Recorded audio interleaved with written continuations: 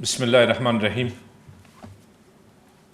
سعادت السفیر اخی الکریم هانی صدى، وزرای محترم، سفرای محترم، مهمانان گرامی، خواهران و برادران عزیز، السلام علیکم و رحمت الله و برکاته.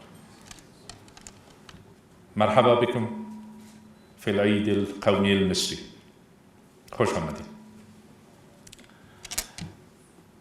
أقدم أربع التحيات والتمنيات بالنيابة عن جمهورية الإسلامية أفغانستان حكومة وشعبا بمناسبة ثورة 23 من يوليو العيد الوطني لجمهورية مصر العربية الشقيقة، وأهنئهم على الإنجازات الكبيرة التي تمت بأيدي أبناء مصر الباسلين منذ تلك الثورة العظيمة إلى اليوم. Okay?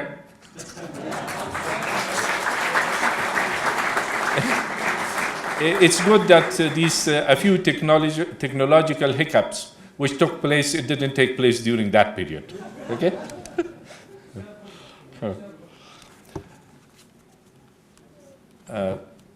Excellency, we are happy to be with you today, and a happy day for you, a historic day for you and your people, and I am privileged to celebrate this day together with you.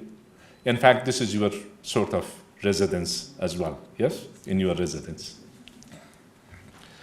You mentioned about historical relations between both countries, about lapis lazuli in the crown of pharaohs. In later stages, Nasser Khuslaw Balkhi, Qubadiani Balkhi, which was called in Egypt, he was called Hujjat Khurasan.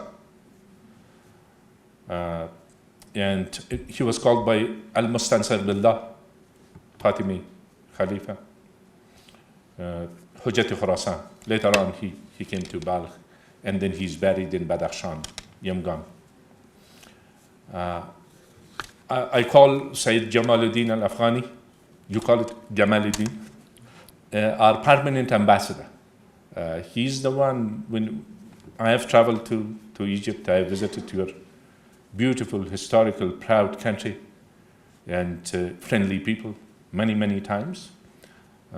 Whenever you are in the presence of intellectuals, literate people, or ordinary people, when they learn that we are from Afghanistan, then that name comes. And we are proud of that linkage in our recent history. The Sayyid Jamaluddin, well known in Egypt, his friends and colleagues like Sheikh Mohammed Abdo, Saad Zaghlul Pasha, Samuel Barudi, Rabi Pasha, Wazir Halbiyat al-Misr, in dozen other writers, poets, Jurji Zaidan, Abdullah Nadim, Ibrahim Moilihi, and others.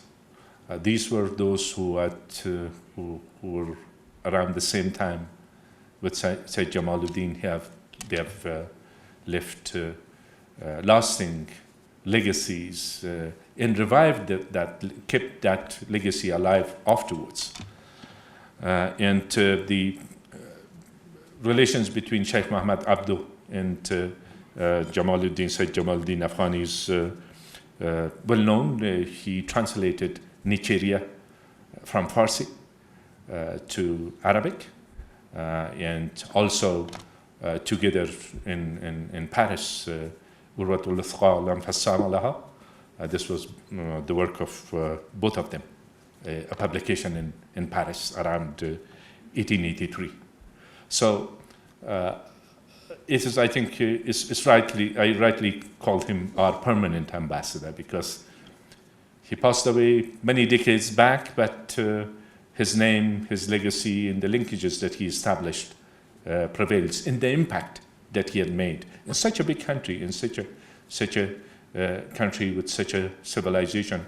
One person, in also the longest time that he had stayed in a foreign country, this has been in Egypt, in Cairo, and he had made too many friends around that time. Then you mentioned about King Amanullah and establishment of our diplomatic links. We celebrate 100th year anniversary of our independence this year, and that is also 1919 is also the year for another revolution led by Saad Zaghlul Basha in Egypt. So it's also a coincidence. In later stages, our best ambassadors were posted to Egypt. Amongst them were philosophers, poets, scientists, and bright Afghans, those who had served there. And to give you another side of a story that I might have told you, that at one stage, the foreign minister of Afghanistan, I wouldn't name the foreign minister because then the people will know that who the ambassador was. He had visited Egypt. He was in Hilton Hotel, and in the suite, the gentleman, the waiter, brought a tray of tea, and the tea was a little bit strong, a little bit dark. In all what was needed, some hot water to be brought and then to dilute it. And the foreign minister had asked the ambassador, which was a real scholar, but he would speak Fusha, Arabic, Fusha, yes? So there, it took him longer to explain what was meant. So all that was needed was to bring some water and add it so the tea will be less strong. The ambassador, another ambassador, which is a friend of mine, he's now in his 90s, he was telling me the story. And he said that when the ambassador finished with his Fusha Arabic, the gentleman went, and he has not returned back since. So some of our personalities which played a role in the history of this country, like late Professor Rabbani, Shaheed Professor Rabbani, the first president of Afghanistan, and late Professor Sabghatullah Mujaddidi, the first interim president of the country. They had studied there. Musa Shafiq, a prime minister of Afghanistan, for a short period, unfortunately, last year or the year before, we remembered him in the Kabul University and also in the Ministry of Foreign Affairs. These were the ones which were graduates which had studied in Egypt and made us proud and left their mark in the history of Afghanistan. Former king of Afghanistan, late King Zahir Shah, the father of the nation, he visited Egypt, and this trend continued. In 90s, I accompanied Shaheed Professor Burhanuddin Rabbani, the president of Afghanistan, together with Ambassador Khalili, to our official visit, state visit to Cairo, and you were so hospitable to us, and that has at that time, imagine the conditions around that time, it had a big meaning for us. And as foreign minister later on, I visited Egypt, and then last time it was during another proud moment when the Suez Canal, the second line, was inaugurated. late Jamal Abdel Nasser used to go to the embassy of Afghanistan for our Independence Day. That is recorded. And that shows the friendship in Mahabbat. English word will not do the complete service. So that's how we remember our relations between both countries. And I myself, in my recent visit, apart from official meetings, the audience with Sheikh Al-Azhar, it's a memorable moment in my mind. And to go through that history and then see today, celebrate this friendship at this stage, which you are supporting peace in Afghanistan, democratic process in the country, and the rights of our people. We are grateful for you, for your position, and also the support that we receive in education and also military to military, security to security relations which exist. And the scope for expansion of relations will always be there. And thank you, Ambassador, for being our ambassador as well as Egypt ambassador here for your efforts, the efforts that you made in this field. This was perhaps before the times that I would remember. Some of our colleagues like Ambassador Khalili and others will remember very vividly because they were still mature people at that time. There used to be cultural events in your embassy and the publications of famous Egyptian writers like Taha Hussein, Abbas Mahmoud al-Aqad, Hassanain Aikal, and Tawfiq al-Hakim, and others would be exchanged, and these were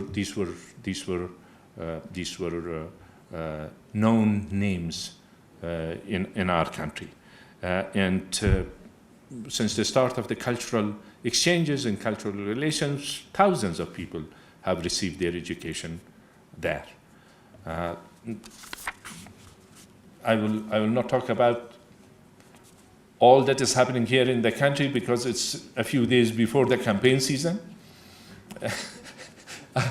I'll do campaign loudly, but when time comes, and we hope that these efforts in peace, in support of achieving peace in the country will yield results, and relations between both countries, which is based on mutual respect,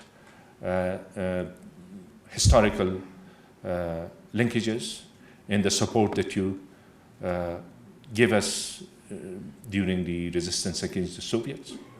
So did other countries represented here, ambassadors which are here. Their countries, it is remembered those were difficult times, and you proved their solidarity with the people of Afghanistan. And once again, talking about Sayyid Jamaluddin, thank you for what happened last year. His statue in the park, in the garden of friendship and freedom. That is a lasting symbol of friendship between both countries, which we are grateful to you. وإذ أكرر خالص تحياتي إلى شعب مصر وحكومتها. أتمنى كل التوفيق لفخامة رئيس السيد عبد الفتاح السيسي، وأهني جلالته على الثقة العظيمة التي فاز بها لدى شعبه العظيم، وأؤكد على تطلع أفغانستان إلى تطوير العلاقات بين البلدين إلى مستويات تلبي الحاجات الراهنة وطموحات أجيالنا القادمة نحو التقدم والازدهار. Wassalamu alaikum wa rahmatullahi wa barakatuh.